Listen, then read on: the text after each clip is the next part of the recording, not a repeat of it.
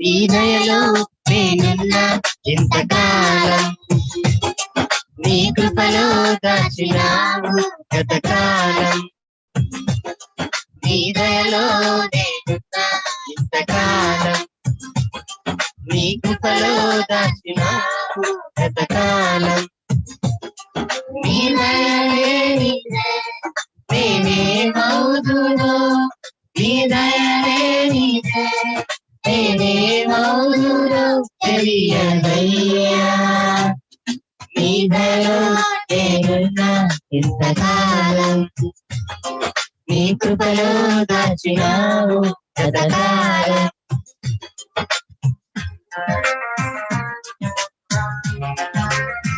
అందరూ చప్పట్లు కొడుతూ ప్రభువుని స్తుతిద్దాం.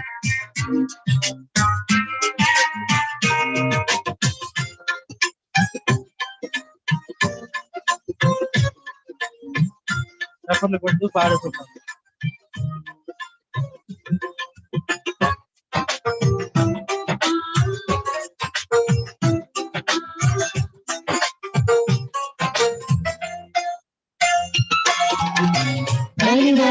చూపిస్తారు ఎనలేని ప్రేమను ఇలలో చేయాలని ఆశిస్తారు అంతనంత గొప్పవాడిగా.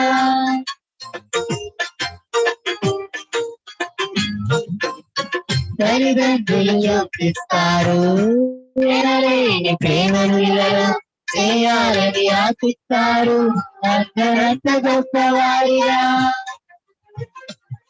నీ దయలేంచేవారు కాగలరు అధిపతులుగా, నీ దయలేకపోతే మనం బ్రతుకుతా జరుగునా.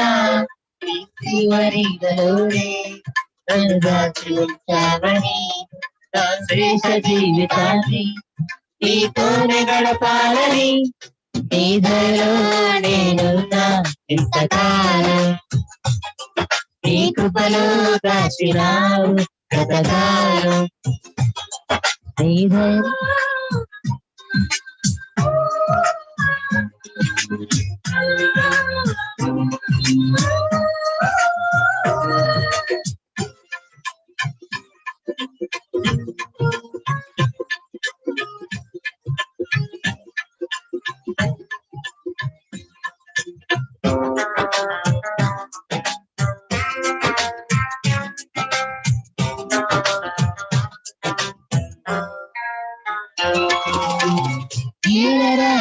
ప్రాణాన్ని లేపినందు నిలిపావు, అపవాది కోరలకు అంటకుండా దాచావు.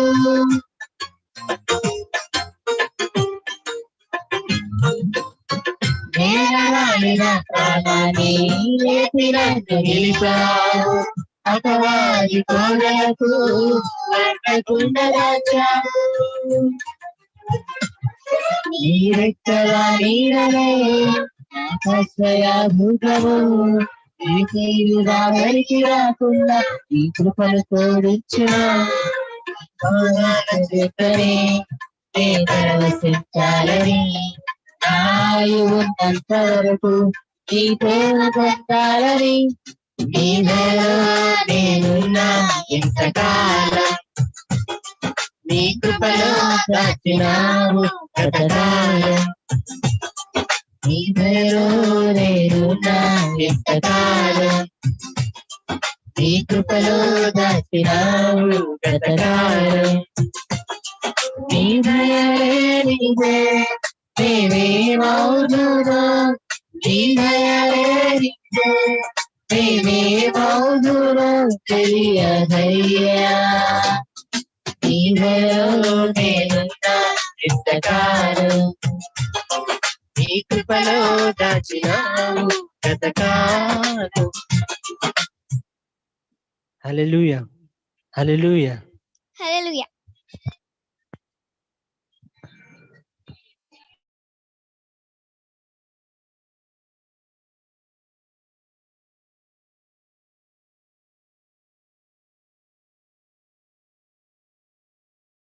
కూర్చొని చదువుతుంది అదే చేరిచ్చు.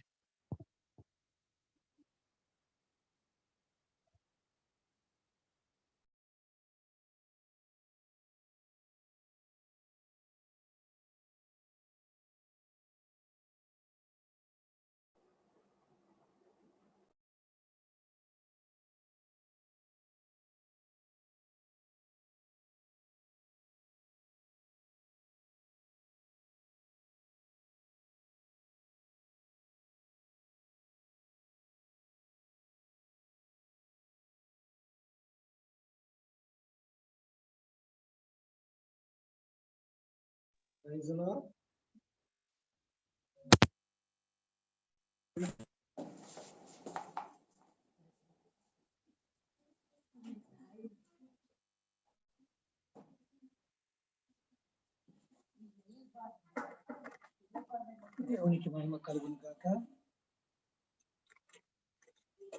వచ్చిన అందరికీ ప్రభువును మన రక్షకుడైన యేసుక్రీస్తు వారి అధికార నామములో వందనాలు తెలియపరుస్తూ ఉన్నాను. ఇంతవరకు మనం ప్రభువుని ఆరాధించాం.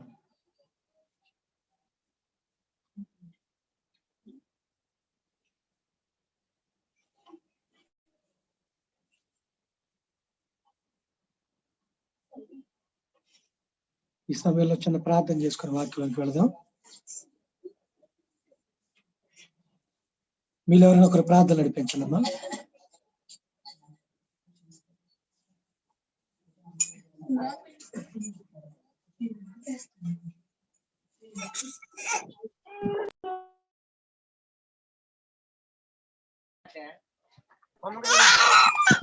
స్తోత్రం స్తోత్రం స్తోత్రం మహోన్నతుడైన దేవా, రాజుల రాజా, యూదా గోత్రపు సింహమా, ఎల్ రోహి, ఎల్ షదాయ్, నీకు వందనాలు స్తోత్రాలు చెల్లించుకుంటున్నాము తండ్రి.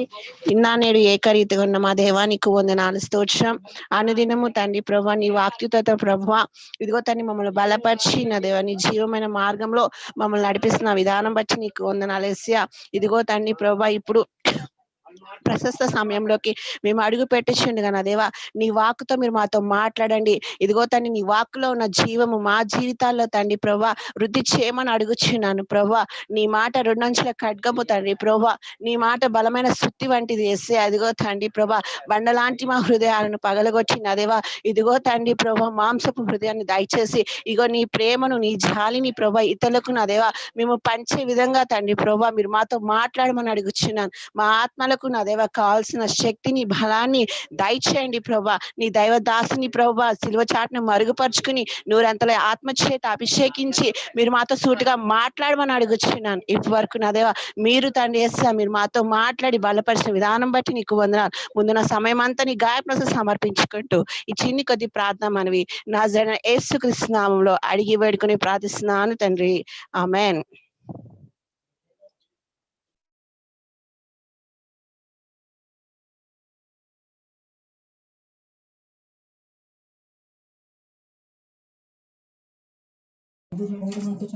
హల్లెలూయా.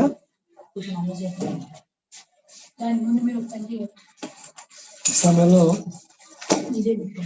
నెహెమ్యా గ్రంథం 9వ అధ్యాయము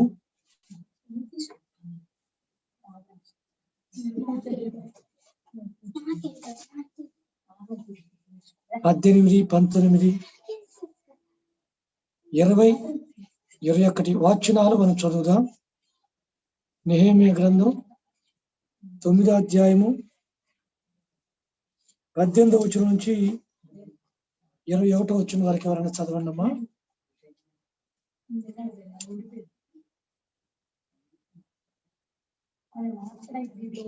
చదువుతున్నారా?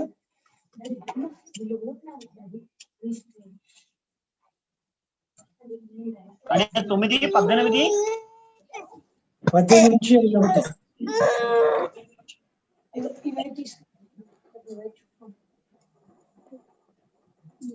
వారు ఒక పోత దూడను చేసుకొని ఐగుప్తులో నుండి మమ్మల్ని రప్పించిన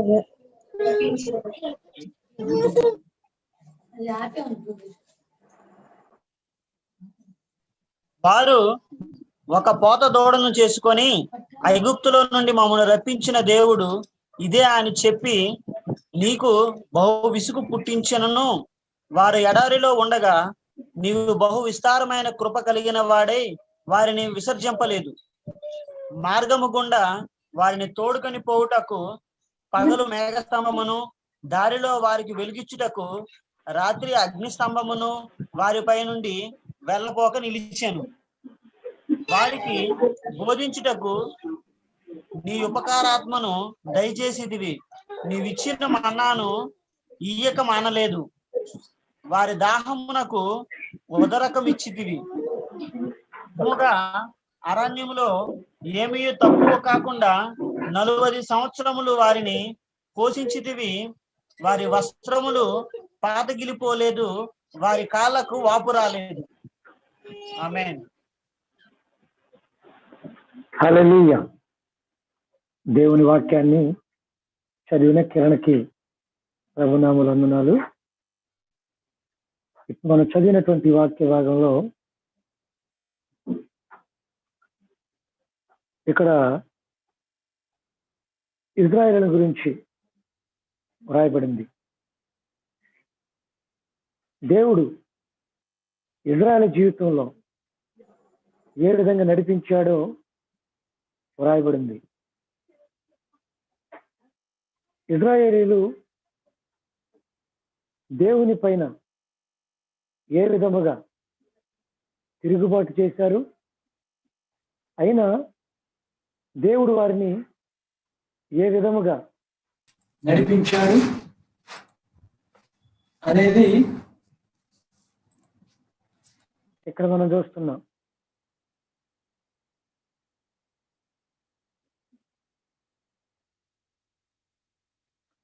పద్దెనిమిదవ వచనం చదువుకున్నాం. వారు ఒక పోత దూడను చేసుకొని ఐగుప్తులోని మమ్మల్ని రప్పించిన దేవుడు ఇదే అని దేవునికి బహుగా విసుగు పుట్టించారట. ఇజ్రాయెల్ని బట్టి దేవుడు చాలా విసుగు చెందాడు. ఇజ్రాయెల్ని బట్టి దేవుడు చాలా బాధపడ్డాడు. ఇజ్రాయెల్ని బట్టి దేవుడు చాలా దుఃఖపడ్డాడు. కానీ దేవుడు ఎంత ప్రేమ కలిగిన వాడు, దేవుడు ఎంత ప్రేమ కలిగిన వాడు అని అంటే, దేవుణ్ణి వారు అంతగా విసుగు పుట్టించిన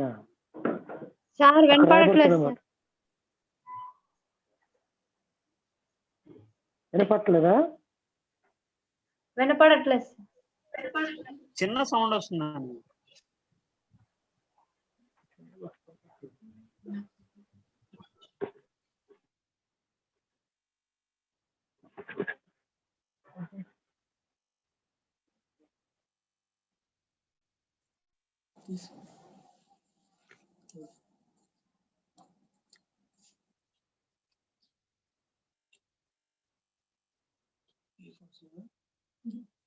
ఓకే రా, ఇప్పుడు వినపడుతుందా? Okay, good. దేవుని ప్రేమ ఎంత గొప్పది అనేది మనం అర్థం చేసుకోవాలి. ఇజ్రాయేలీలు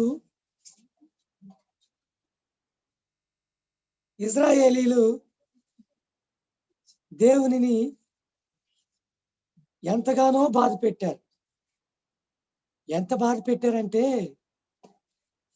దేవునికి ఇవ్వవలసినటువంటి స్థానాన్ని, దేవునికి ఇవ్వవలసినటువంటి ప్రాధాన్యతను, దేవునికి చెందవలసిన మహిమను వారు ఒక బంగారు దూడకిచ్చారు. ఏంటి? వారు ఒక బంగారు దూడకిచ్చారు. ఒక దైవజనుడు ఈ మాటలు చెబుతూ ఒక చక్కనైన విషయాన్ని చెప్పాడు. ఏంటంటే, మోషే మమ్మలను ఐగుప్తు నుండి నడిపించిన మోషే ఏమైపోయాడో తెలియదు కనుక మాకు ఒక దూడం చేయమన్నారు. అక్కడ ఒక చక్కని ఆలోచన పంచుకున్నారు ఒక దైవజనులు. ఇజ్రాయేలీల్ని ఐగుప్తులోంచి బయటికి తీసుకొచ్చింది మోషే అనుకుంటున్నారు. అంటే మోషేకు దేవుని స్థానాన్ని ఇచ్చారు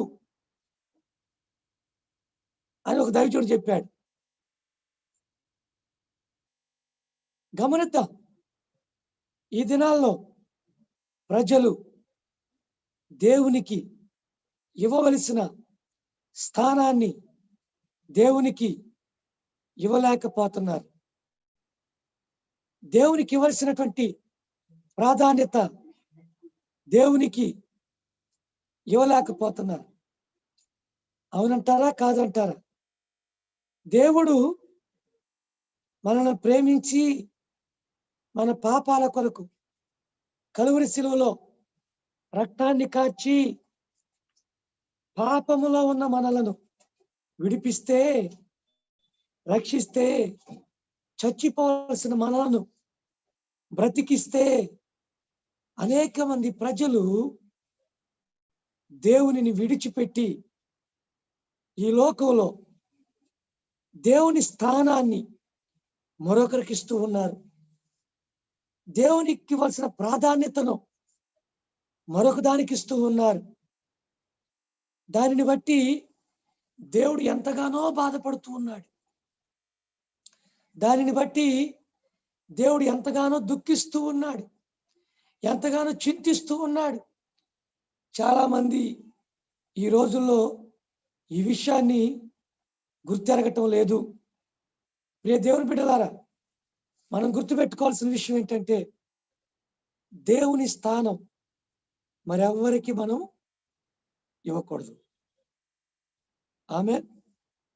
దేవుని స్థానం మరెవరికి మనం ఇవ్వకూడదు. ఇజ్రాయెల్ చేసిన పని అది. దేవుడు వారిని నడిపిస్తే, దేవుడు వారిని విడిపిస్తే, దేవుడు వారికి సహాయం చేస్తే దేవునిని మర్చిపోయి దేవునికి చెల్లించవలసిన మహిమ, దేవునికి చెందవలసిన ఆరాధన ఒక బంగారు దూడం చేసుకొని ఆ దూడకు అర్పించారు. దేవుని సంగమా, ఈ రాత్రి దేవుడు నీతో మాట్లాడుతున్నాడు. దేవునికి రావలసిన మహిమను నువ్వు వేరే వాటికి ఏమైనా ఇస్తున్నావా? ఇజ్రాయేలు లాగా దేవుడు నిన్ను విడిపిస్తే, దేవుడు నిన్ను రక్షిస్తే, దేవుడు నీ కోసం తన ప్రాణాన్నే పెడితే నీవు దేవుని స్థానాన్ని, దేవునికి ఇవ్వాల్సిన విలువను మరొకరికి ఇస్తున్నావా? ఈ రోజు ఒకసారి పరీక్షించుకుందామరా? ఈ రోజు ఒకసారి మనం పరీక్షించుకుందాం, పరిశీలన చేసుకుందాం. ఏంటమ్మా ఏం చెప్పాను ఇప్పుడు? నేను ఏం చెప్పాను?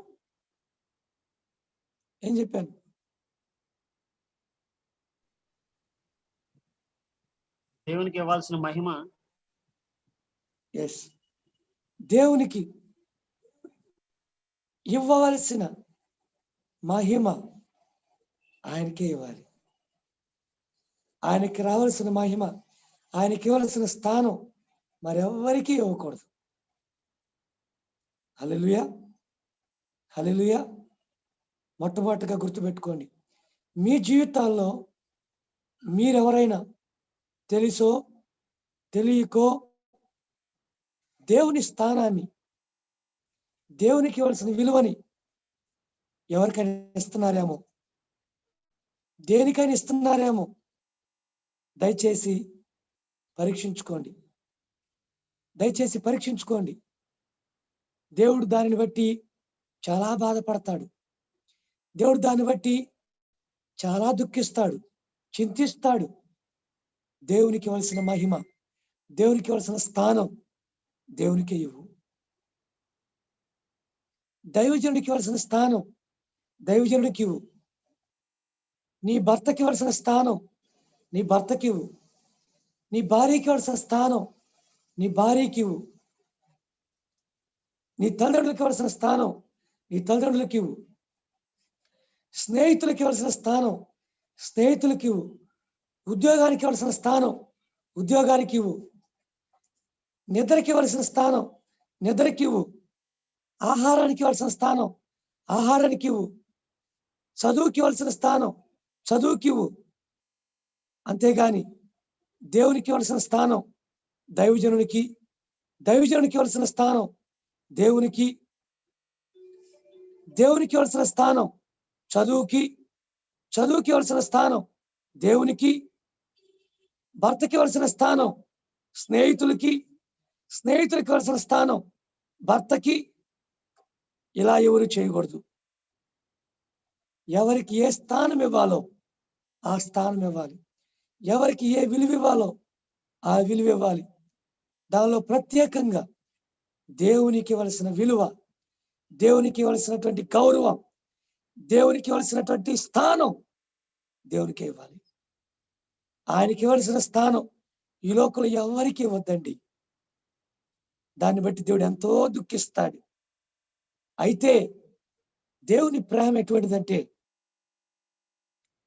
19వ వచనం, ఇశ్రాయేలీయులు దేవునికి ఇవ్వాల్సిన స్థానాన్ని దేవునికి ఇవ్వకుండా దేవునికి ఇవ్వాల్సిన స్థానాన్ని దేవునికి ఇవ్వకుండా ఒక బొమ్మను చేసుకుంటే అక్కడ మొత్తానికి దేవుడు కొంతమందిని చనిపోయేటట్టు చేశాడు.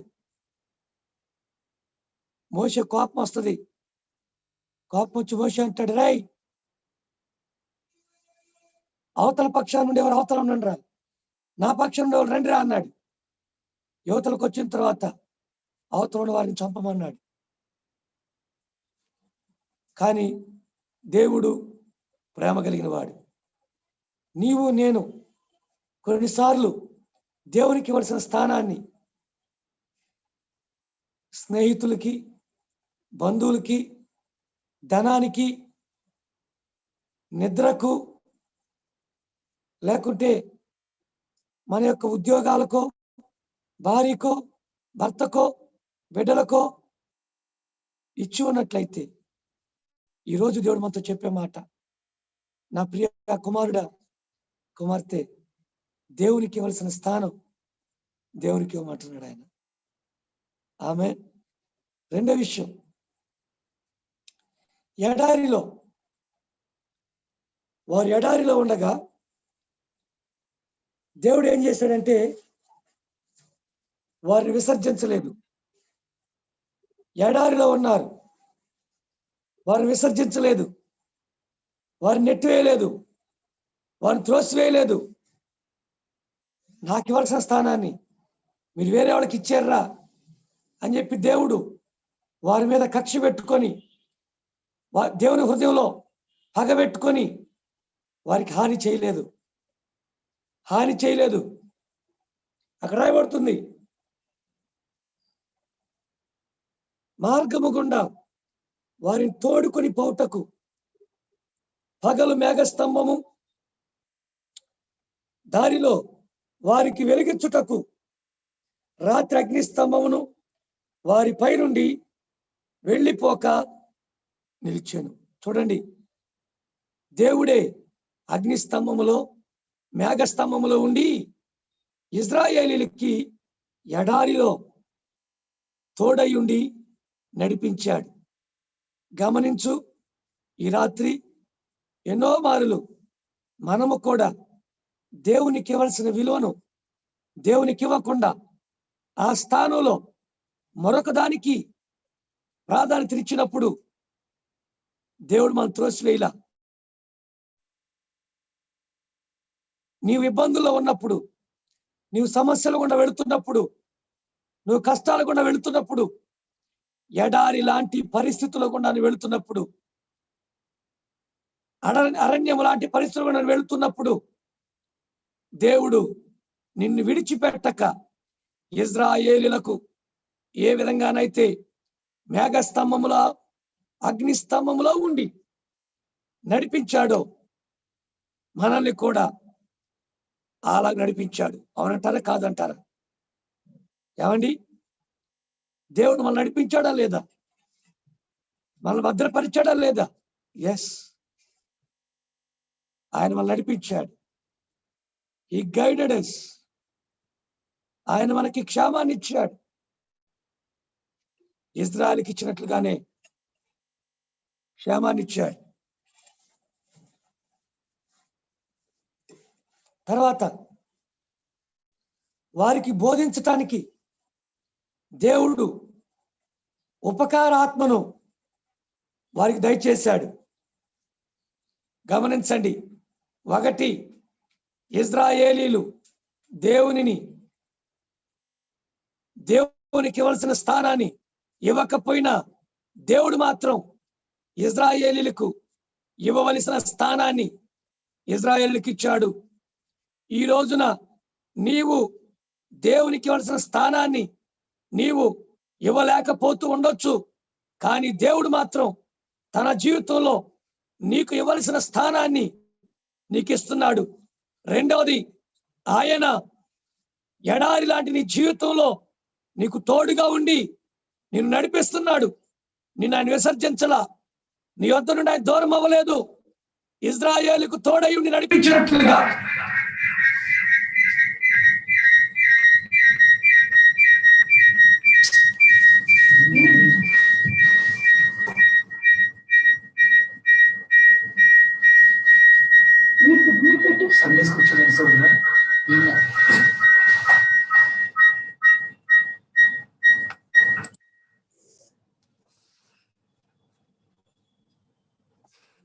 గమనించండి దేవుని బిడ్డలారా, దేవుడు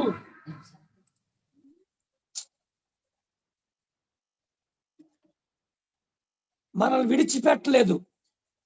ఆయన మనకు తోడుగా ఉండి కష్టాలలో, నష్టాలలో, ఇరుకులలో, ఇబ్బందులలో తోడుగా నడిపిస్తూ వచ్చాడు. హల్లెలూయా, హల్లెలూయా. అవునంటారా కాదంటారా? నిజంగా మీరు ఆలోచించండి. ఎన్నో మార్లు దేవునిని విసర్జించి ఉంటారు, కానీ దేవుడు మాత్రం మిమ్మల్ని విడిచిపెట్టకుండా మీకు తోడై మీ చదువుల్లో, ఉద్యోగాల్లో, కుటుంబాల్లో క్షేమాన్ని ఇచ్చాడు. అవునంటారా కాదంటారా? అవును. అవునన్న వారందరూ గట్టిగా రెండు చేతులు పైకెత్తి యేసయ్యా నీకు స్తోత్రం అని చెప్పండి. ఎస్, యేసయ్య మన దగ్గర నుంచి కోరుకున్నది అదే, థ్యాంక్స్. రెండవది అది. మూడవది, ఆయనను విడిచి మనం తిరుగుతున్నా మనకు బోధించటానికి, మనకు ఆయన గురించిన విషయాలు తెలియపరచటానికి పరిశుద్ధాత్మ దేవుణ్ణి మనకిచ్చాడు. ఆయన పరిశుద్ధాత్మ దేవుని మనకిచ్చాడు. గుర్తుపెట్టుకో ప్రియ దేవుని బిడ్డ, నీకు తెలుసా ఈ విషయం? కొన్నిసార్లు మనం పొరపాటు చేస్తున్నప్పుడు పరిశుద్ధాత్మ దేవుడు మనల్ని, నాన్న అలా చేయొద్దు, అది కరెక్ట్ కాదని చెబుతాడు. అవునంటారా కాదంటారా? నేను కొన్ని విషయాలు చెప్పను, కానీ ప్రతి చిన్న విషయం దేవుని అడుగుతూ ఉంటాను. అంటే ఇది చెప్పకూడదు, కానీ చదువుతున్నా సందర్భాన్ని బట్టి, అందుకని అపార్థం చేసుకోవద్దు. కొన్నిసార్లు నేను మా పిల్లలకి, అంటే పాస్టర్ గారికి బాగాలేనప్పుడు నేను వంట చేస్తా ఉంటా. అప్పుడు దేవుణ్ణి అడుగుతా ఉంటా, ప్రభువా, ఉప్పేసేటప్పుడు దేవుణ్ణి అడుగుతా ఉంటా, ఎంత వేయాలి ప్రభువా అని.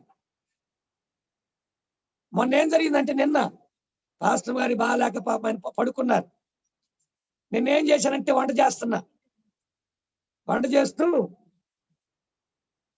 ఆయన దేవుని కొరకు బట్టి అంటే మీరు అనుకోవచ్చు ఎంత చిన్న వాటిలో కూడా దేవుడు చెబుతాడా అని. మీకు అనుభవం లేకపోవచ్చు, అందుకని త్రోసిపుచ్చొద్దు. దేవుడు నాకు అనుభవించాడు దేవుని కృపను బట్టి. ఉప్పేశాను, దేవుడు అన్నాడు చాలా అన్నాడు. తర్వాత నేనేం చేసినాడు, ఏమో సరిపోదేమో ప్రభా అని ఇంకొంచెం వేసా. తర్వాత తింటే ఉప్పగా ఉంది.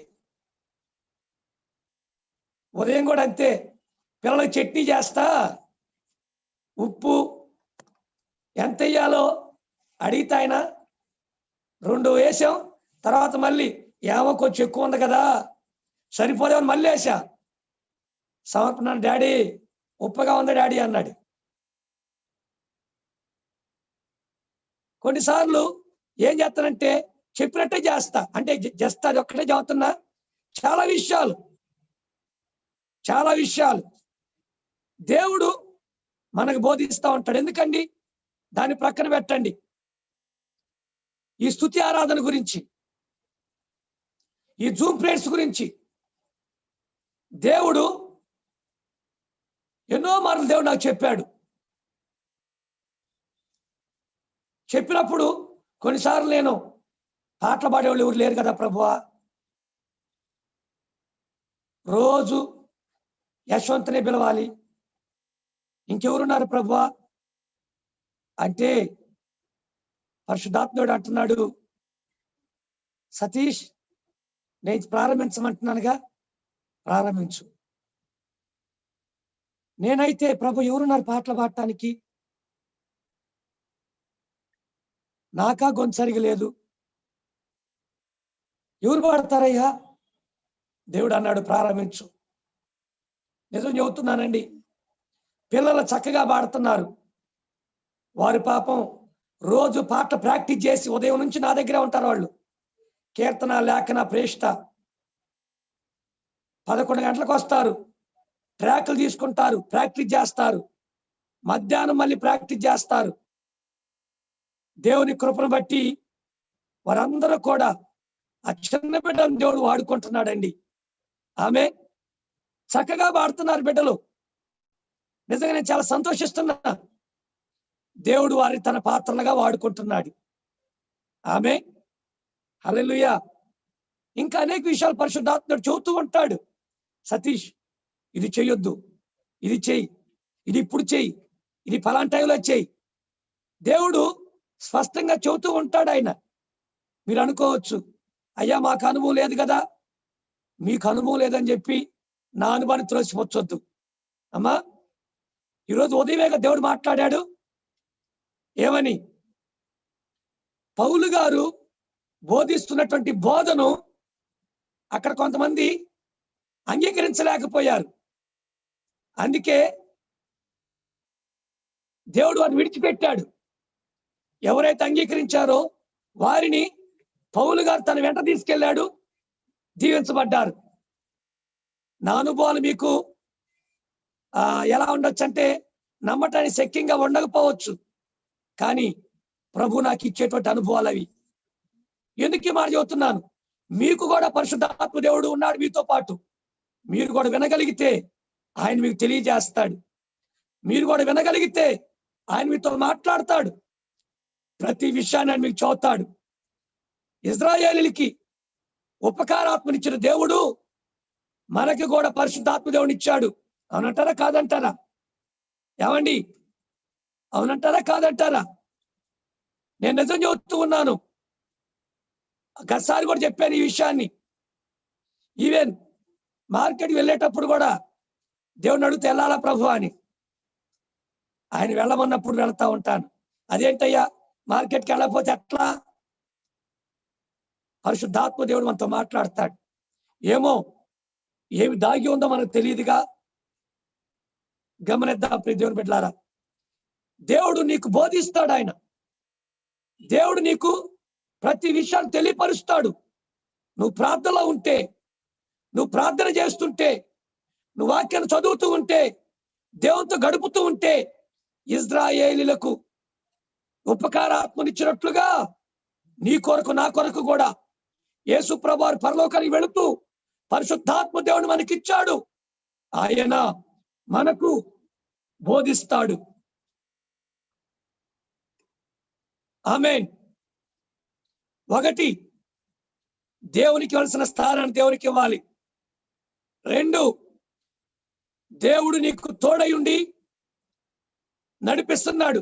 మూడు, నీకు పరిశుద్ధాత్మ దేవుణ్ణి సహకారిగా ఇచ్చాడు. ఆమేన్. పరిశుద్ధాత్మ దేవుడు నీకు బోధిస్తాడు, గుర్తుపెట్టుకో.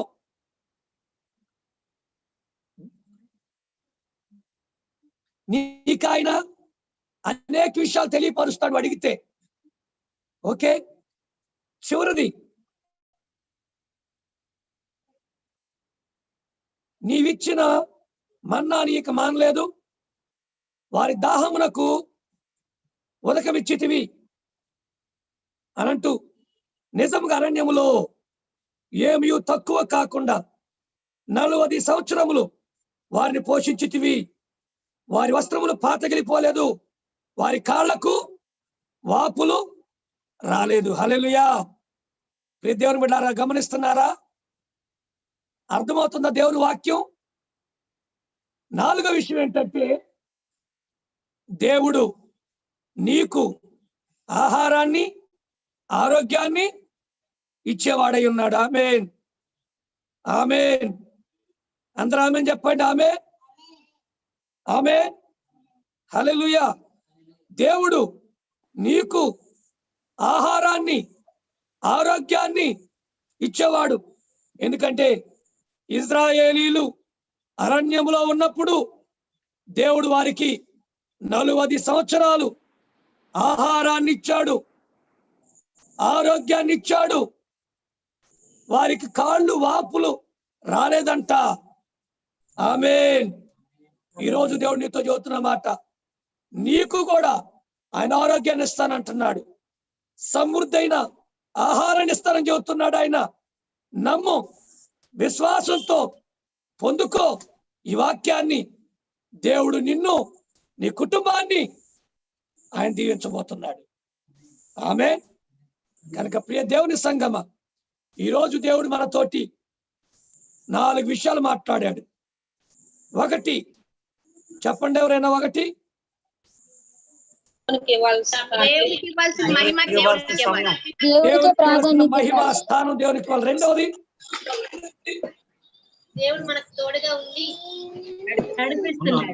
నడిపిస్తున్నాడు. మూడవది, దేవుడు మనకు బోధిస్తాడు. మనకి బోధించటానికి పరిశుద్ధాత్మ దేవుడిని ఇచ్చాడు ఆయన. నాలుగవది, ఆమేన్, దేవుడు మనకు ఆహారాన్ని, ఆరోగ్యాన్ని ఇస్తున్నాడు, ఇక ముందుకుని ఇస్తాడు. కాళ్ళకు వాపులు రానివ్వడు. ఆమేన్. ఆమేన్. ఈ దేహమునకు అనారోగ్యము రానివ్వడు. ఆమేన్.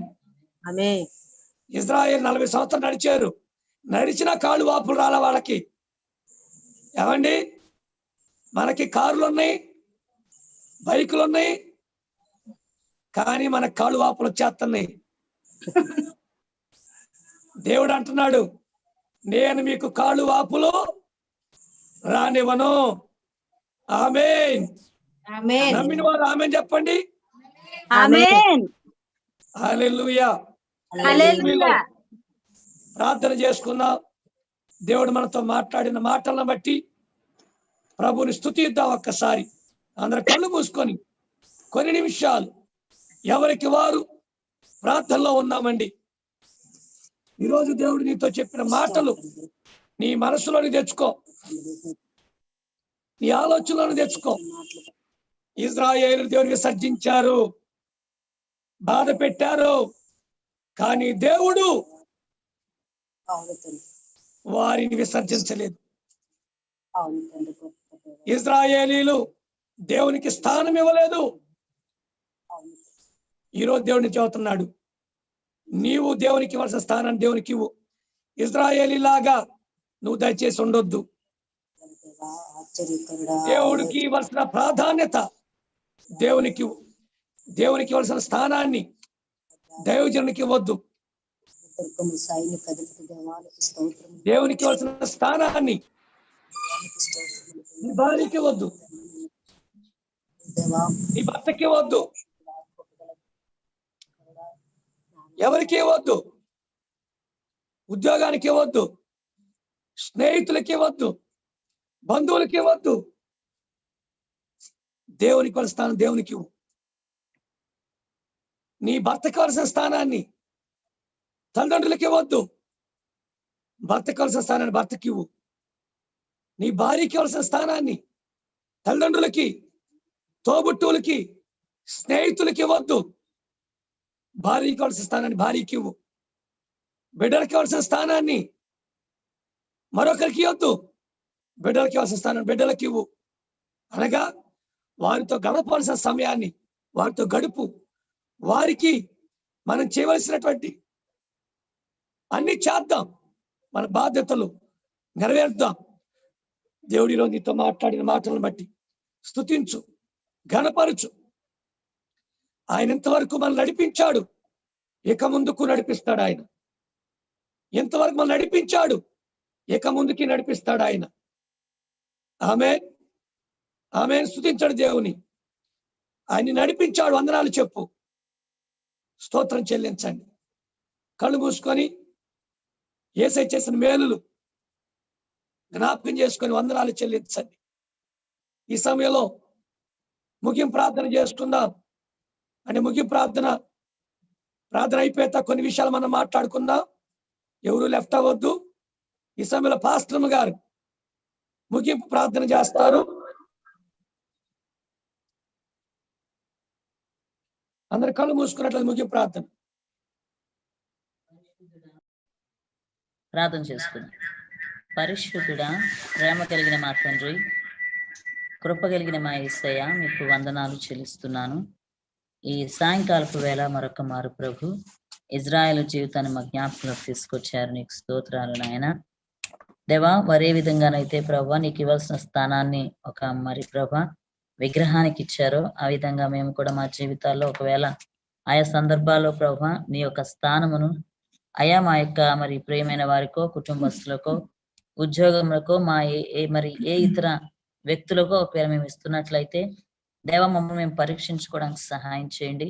మా జీవితాల్లో నీవు తప్ప మరి ఎవరికి మేము ప్రథమ స్థానం ఇవ్వకుండా సహాయం చేయండి అయ్యా. నీవు ఒక్కడవే యోగ్యుడవు నాయన.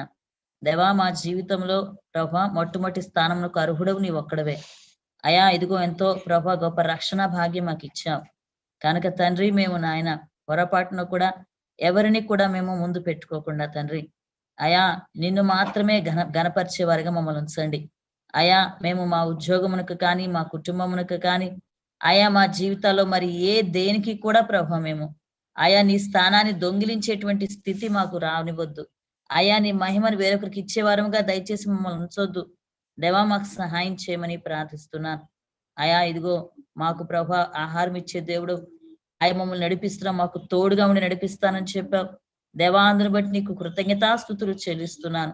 సాయంకాలపు వేళ మా కొరకు మీరు పంపిన ఆదరణకరమైన మాటలు బట్టి వందనాలు. ప్రత్యేకించి మీ దాసునితో మీరు మాట్లాడుతూ దేవా, ఇదిగో ప్రజలు నమ్మినా నమ్మకపోయినా రాజా నీవు మాట్లాడే దేవుడవు మాకు తెలుసు నాయన. నీకు స్తోత్రాలు ప్రభు అయా. ఎవరు ప్రభు ఈ యొక్క జూమ్ లోకి, ఈ యొక్క ఫేస్బుక్ లోకి, యూట్యూబ్ లోకి వస్తారో నీకు తెలుసు. ఎవరికి ఏ వర్తమానం అవసరమో నీకు తెలుసు కనుక నాయన నీ బిడ్డలకు అవసరమైనటువంటి మాటలు మీరు పంపించారని చెప్పి నమ్మి నిన్ను స్తుతిస్తున్నాం కనుక ఈ సాయంకాలం వేళ మమ్మల్ని అందరినీ మీ కృపా హస్తములకు అప్పగించుకుంటూ మిమ్మల్ని స్తుతిస్తూ యేసు క్రీస్తు పరిశుద్ధ నామములో ఈ ప్రార్థన విన్నపలడిగి వేడుకుంటున్నాం మా పరమ తండ్రి. ఆమేన్, ఆమేన్. ఈ లైవ్ లో ఉన్న మీ అందరికీ, యూట్యూబ్ ఫేస్బుక్ లో ఉన్న మీ అందరికీ వందనాలు. దేవుడు దీవించును గాక.